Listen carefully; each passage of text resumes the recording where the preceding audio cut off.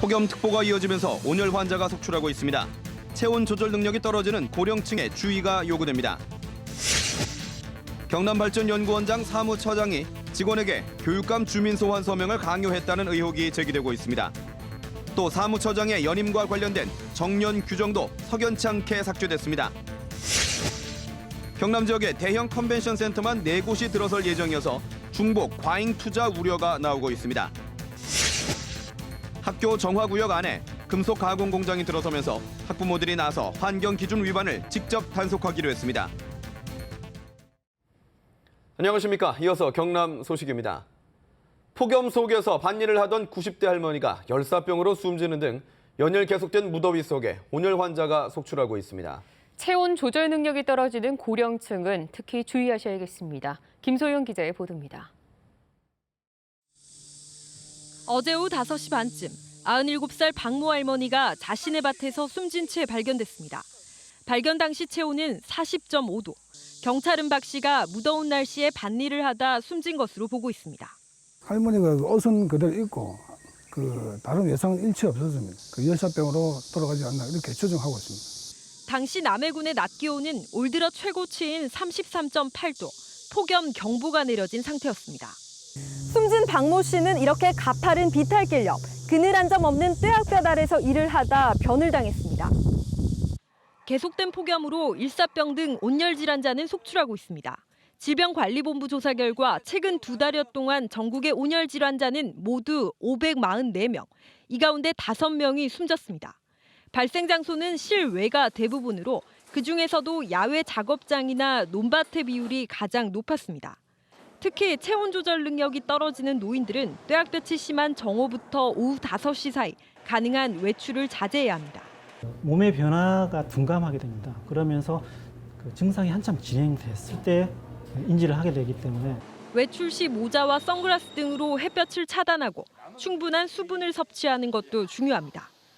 KBS 뉴스 김소영입니다. 최근에 경질된 김용철 경남발전연구원장의 사퇴 배경에 홍준표 지사의 측근으로 알려진 김모 사무처장과의 불화설이 나돌고 있는데요. 여기다 사무처장의 연임과 관련된 정년 규정이 삭제되고 김모 처장이 교육감 주민소환 서명을 강요했다는 의혹까지 일고 있습니다. 김현수 기자의 보도입니다. 지난 20일 경질된 김용철 경남발전연구원장은 사퇴하기 전에 김모 사무처장을 직위 해제했습니다. 서명부 수임인인 김 처장이 부하 직원들에게 교육감 주민 소환을 위한 서명을 받은 의혹이 있다고 봤기 때문입니다. 하지만 김 원장은 김모 처장을 직위 해제한 이후 갑자기 경상남도의 복무감사를 받고 결국 사퇴했습니다. 김모 처장은 징계가 무효가 되면서 다시 업무에 복귀했습니다. 일상적으로 이제 복무 경험 차원에서 나가거든요. 출자 출림 기간 장들이 좀 현지치 근무 잘하고 좀 근무를 잘해야 있는지. 이런데다 경남발전연구원의 정년조항 변경도 석연치 않습니다. 경남발전연구원 이사회는 지난 4월 직원의 정년조항을 바꾸면서 연구직과 학예직은 만 60세로 그대로 두면서 사무직 1급 62세 정년조항만 삭제했습니다. 이 때문에 사무직인 김모 처장은 오는 9월 2년 임기가 끝나지만 연임도 가능해졌습니다. 당시 이사회는 이사장인 홍 지사는 참석하지 않고 원장이 공석이라 김모 처장이 직무대행으로 회의를 주도했습니다. 임기제인데 임기제는 2년 임기제 연임 가능하다고 되어 있고 거기에 또 정년이 붙어 있는 거는 좀 규정 자체도 불법이다.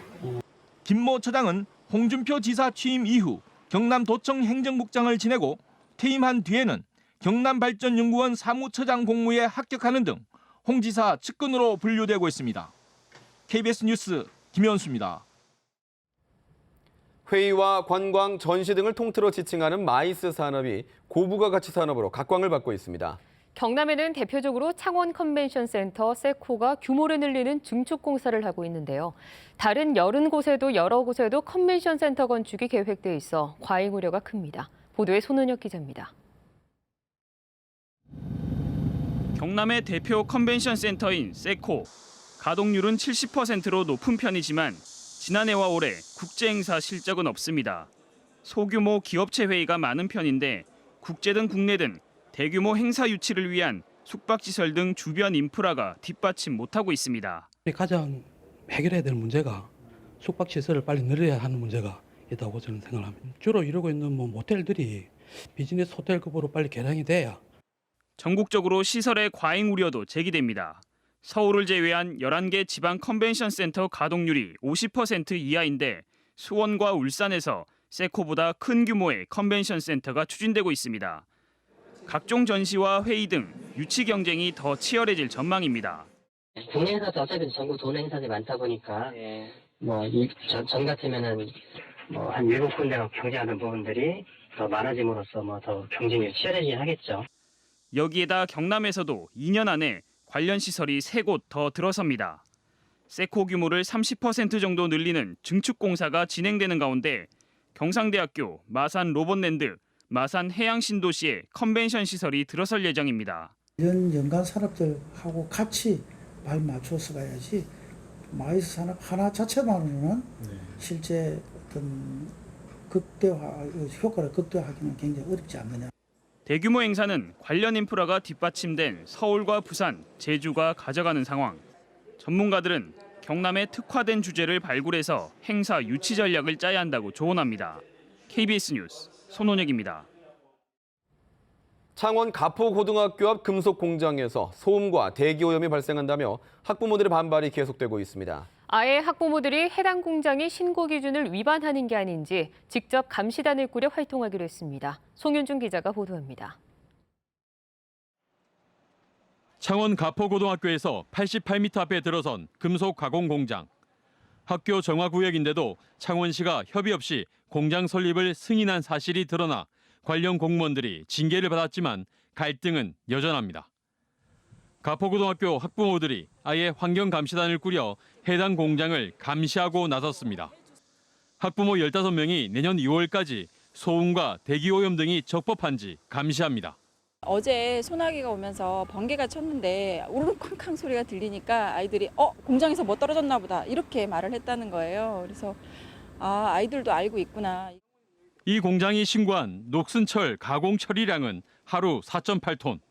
학교와 학부모들은 해당 공장이 신고한 양만큼 작업을 하는지 집중적으로 감시할 예정입니다. 공장에 대한 운정비, 그다음에 원자재 값을 주고 나면은 운영을 해서는 절대 공장 운영 자체가 안 된다는 거죠. 창원시는 업체 측과 협상을 하고 있지만 학교와 업체 측의 입장 차이가 워낙 커 합의는 쉽지 않아 보입니다. 학부모들은 공장이 잘못 허가가 난 만큼 공장 이전 등을 요구하고 있지만 업체는 자금 사정이 여의치 않아 수용하기 어렵다는 입장입니다. 해당 업체는 환경 기준 등을 준수하고 있다며 학부모들의 환경 감시에 적극 협조하겠다고 밝혔습니다. KBS 뉴스 송현준입니다.